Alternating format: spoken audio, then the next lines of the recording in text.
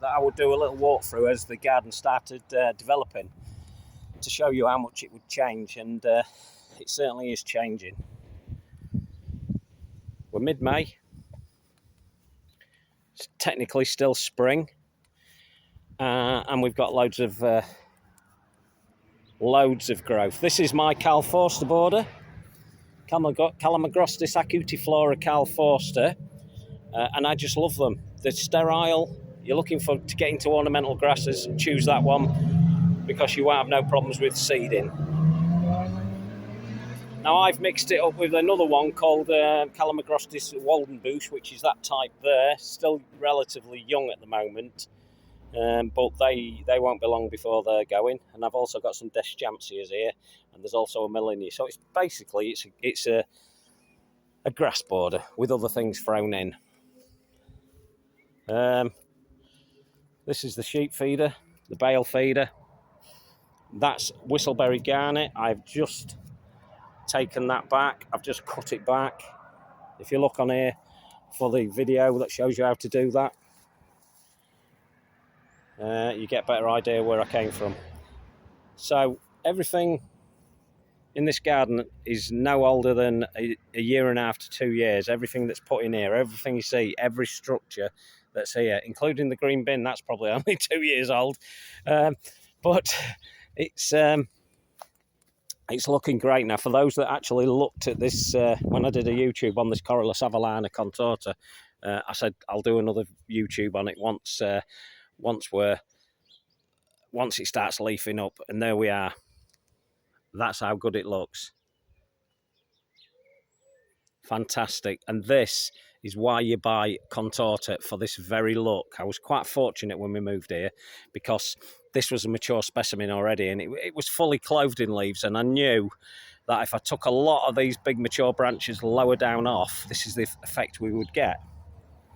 And it's looking superb. So we'll just do a quick walk around really, because I don't want to bore you too much.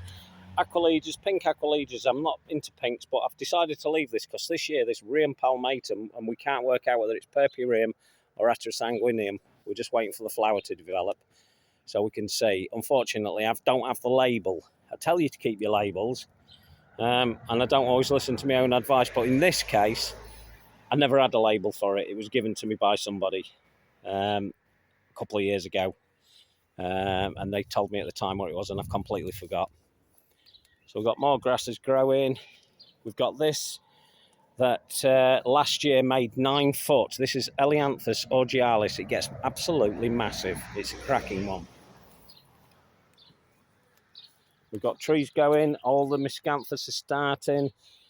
We've got another Deschampsia here. And this is a reason I tell people to get Deschampsias. Look at that. That is just a stunner. That was found at my friend's garden, that particular one. So I'm hoping that that'll do really well. It's not fully pushed up in its seed edge yet. They should make another foot at least at the moment. Unfortunately, I planted a Eupatorium, which is my own Eupatorium called Skinny Mini there, and I didn't realise I planted it so close to that. But that might have to be removed over time, repositioned. I've got several of those around the garden. Again, just remember that this garden is only a year and a half, year and 3/4 old. We've been here coming up to 2 years, but I didn't obviously get the garden going. This is the shack. I'm still not finished. The door's not finished. We're going to rectify that problem in the next couple of weeks.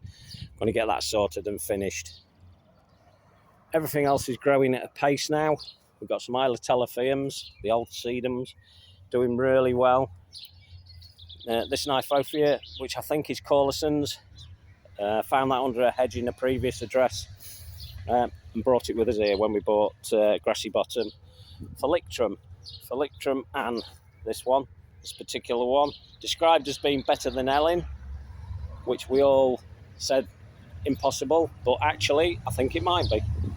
It's definitely as good. Here's another sheep feeder. This particular one's got Miscanthus lutaria riparius in. I've had to contain it because, as you saw on one of my previous YouTubes, it grows to be a monster, and it will spread around. So we've got some root barrier in there to stop it doing that. This Catinus, which I really did chop back, I took massive branches off of it because it was spreading all the way across here, and you just couldn't make out the garden. It was ridiculous, really. There was quite a lot of shrubs in here when we moved in, and I've gradually gone through them and taken out, or in this case, reshaped. There's a holly there I reshaped. There's a viburnum, Bodden tense in front of it, reshaped. Got them to where I want to be. Few plants are looking a little bit ropey at the minute. This bamboo went in. This is Fargesia obelisk. It's fine. It went in, and I put it in as winter approach, which was through winter, which was a daft move, really. And it suffered as a result, but it's starting to come back.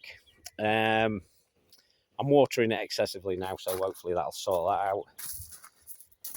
Something as simple as this. Fatsia japonica is now starting to get its new leaves. It was beautiful when I put it in. It was quite a mature specimen already. But it will do fine here. It's next to the shack, and it should look good when it gets growing a bit more. It's well protected. Then we've got this area that I've shown before. This is where we feed the birds, and then we've got this, which I'm working on, still working on. This is the secret garden. Obviously not very secret at the moment, but it's doing all right. We've got shrubs in here that are set to grow bigger and then do some of the hiding. We've got quite a lot. We've got another bamboo in there. We've got some acers, all sorts of things really. Honeysuckles. So that's quite nice. Some of the stuff was already in here. This one's been chopped down several times. It was massive. It's now starting to reform leaves, and it should look good eventually. This tree, which nobody has told me whether it's a Western hemlock yet, is still here. I still wait for you experts on trees to get back in touch with me, but nobody has. No one's been brave enough. This area we worked through winter. And again, I did some YouTubes on this gravel area. And now my hard labour is starting to pay off. And we've got this kind of thing growing on. So we've got all these plants growing around it. And it's starting to look a lot better now. This is another Himalayan Rhubarb. This one is Rheum australe. It's a bit of a spreader, so we've contained it within this dustbin. This goes back to my container video that I did on different types of containers to use. You know, be brave, use all sorts like I do. These old bathtubs. Now we've got some lovely miscanthus growing. This one's called Jubilaris. It's looking exceptionally good this year, and it's getting its lovely striations in it. It'll make 7 foot before it's finished. It's in front of this border here. That's the birch border. I named it the birch border because of this particular birch here called Silver Shadow. And we've got the cerciums going on. Grasses galore. You know, I'm a bit of a grass fan. That's China Clover rubra, my favourite. And it's looking stunning. I've several of them around the garden, with some down there which look good, and then we've got little pots all over the place. So as you can see, Grassy Bottom's looking very, very floriferous. There's one strantia here that I'm toying with moving. It's called Muriel's Gift. I've several of them. They've all come from the same plant. I was gifted it from the famous Jill Richardson via her sister. And it's looking good. I've got this Isla Telefame here that I call Igor the Giant. That's a working name at the minute, and it's just proving to be a nice one. I don't know if it's anything special, may not be. We'll see. Time will tell. It's only in its second season, so I have to wait for that. We've got all this area going. Again, we've got Euphorbia Skinny Mini doing really well here. We've got a bit of cloud pruning here, which I've done. That was just off Taxus David I. That was cloud pruned. We've got lots of new plants gone in. This asphodeline is looking absolutely stunning this year. Never known it looks so good. But it's only its second year in. But I've had this at previous addresses, and I've never had it looking so good. This is 3 foot, 4 foot nearly at the moment, so that's looking really good. We've got the driveway, different plants growing up here. Phlomis italica doing really well on here, always likes it here. We've got fennel, look at that, it's huge. I've had to chop it back already earlier in the year because we know the flowers are going to encroach onto the path. Self-seeded Euphorbia, and these heads are massive. All Euphorbia Grassy subspecies Wolfenii produce interesting seedlings, and it's all about picking out the best ones. And in this case, I found this up at an old estate house. They've got hundreds of these different Euphorbias and seedlings around, and I just selected about 3, and I happen to have picked up a good one here. It's the size of a beach ball. We've got all the different bits and bobs. This tree, so this is the entrance really to Grassy Bottom. This is where we come down, and it's been a bit of a work in progress for the last 2 years. We've got this fence that's been put in, so practically everything you can see I've put in myself. We've moved things around, we've changed things. This is what we do as gardeners. We like to move things around. This is really the shady border. Doing really well now. It's coming on a trait. It's still yet to mature. The one thing that I'm really happy with is this Acer Folium. It's doing really well. And it has those red little helicopter seedlings. There's a lot of them do. And I'm hoping to take some of them seedlings, see if we can get them going. Because it is a type, so it should produce Folium again. There's lots of different plants growing around here. We've got lots of hostas up and away. We've got bamboo here, which is doing really well. This is a really good one. Let's show you some of the new seeds that's actually doing seeds. Some of the new, there we go, stems. So this one's called Thamnocalmus crassinodus, and it's Q Beauty. Widely available, not cheap, but it's beautiful. The new shoots tend to take on red tones, reddy brown tones when they're new, and then they take this blush of blue as they get going. So that's a really good form if you can get hold of that. Relatively young. I've had it 3 years now, I think 4 years, so it moved from another house here with me, and it's starting to do its thing. It's starting to get its feet in and settle in a bit. There's the shack. The shack started out as an 8x6 shed, or was intended to be an 8x6 shed, and it quickly developed. It's like a chameleon, and that's doing really well. Put a boardwalk on it down there, and I also put a deck on it. Originally there was just 4 planks there originally, and I thought, you know what, let's make this big. We want to sit here and enjoy this. We've got another bamboo here, which over time will prevent people viewing us down here, because it will give a bit of a screening. One of my favourite things of this year is making this Keeper of the Bees. I bought that online, and what we've done is we've gouged in some holes. I really need to clean them out, and I haven't yet. But obviously solitary bees will make the most of that. We've got a lot of aqualegias in this garden, which were already here around the place. I've removed hundreds of these things. And if you've got aqualegias, you should do the same, really. I've got a lot of weeding to do in this area. I continually weed practically every night, really. You've just got to keep on top of it the best you can. It's pretty difficult to do sometimes.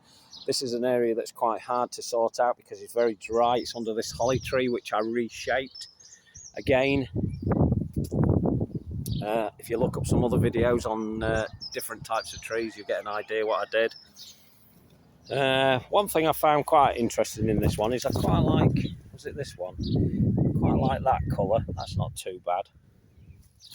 But there's just way too many of them, so a lot of those will be getting removed over time to allow space for other things. And this is still relatively new, this area here. We've got some digitalis, just ordinary purpurea growing. We're going to have all sorts of plants in here. In fact, that looks like a creamy white. I simply got a couple of seed heads from another garden. Didn't know what they were, and I just ran around the garden spreading them all over, and that's what's become of it. We've got hundreds as a result. In fact, we've got way too many as a result. So this is up at the shack. I'm on the decking. We get a nice view here. There's Kathy, my girlfriend. She's going to water up some bits for me. She's a good lass. Here she comes, look. There she is. That's her. She loves work. She loves doing all the work for me.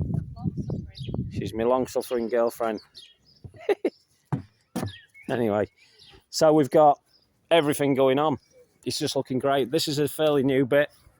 I've only built this in the last week and a half, really. This was already here, and then well, it wasn't already here. I built it last year, and then I tagged on this next bit here, and then I decided, you know what, I'm going to make it even more, and we built this. There's still loads of work to do on it yet, but we're getting there. It takes time. The finials have gone on today, and this is, as I've explained before, it is a very sloping garden, slopes away from the house, and it's, if you look on the right hand side here and then look there, you can see there's a hell of a difference. It's about a foot and a half. Another sheep feeder, and this one's got a Euphorbia in it. It's a Bressingham hybrid. I can't remember which it is. It's annoying me because I keep forgetting, but it'll be okay over time. And we've got this area here, which is more of what I call the orchard. Bit of a joke, really, because there's only 3 trees in here. But this year we're going to be absolutely full of plums, and this plum tree here is absolutely gorgeous. It tastes gorgeous. And an apple tree.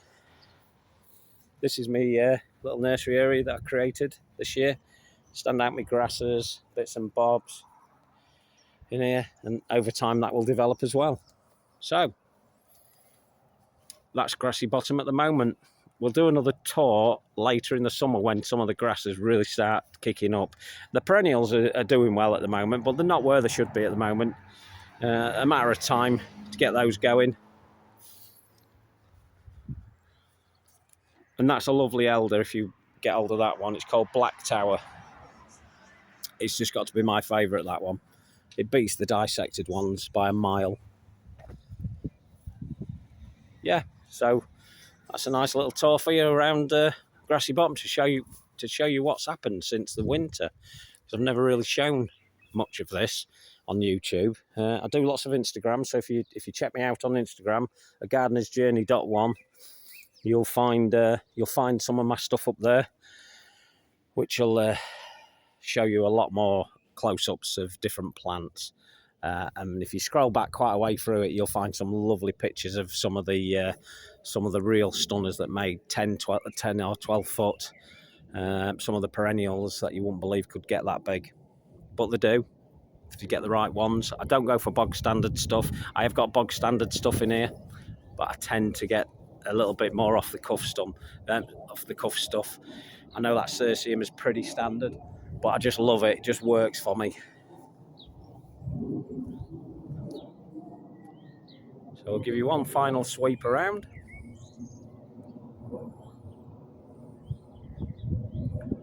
The ladder's not a permanent fixture, obviously. I'm still working on it.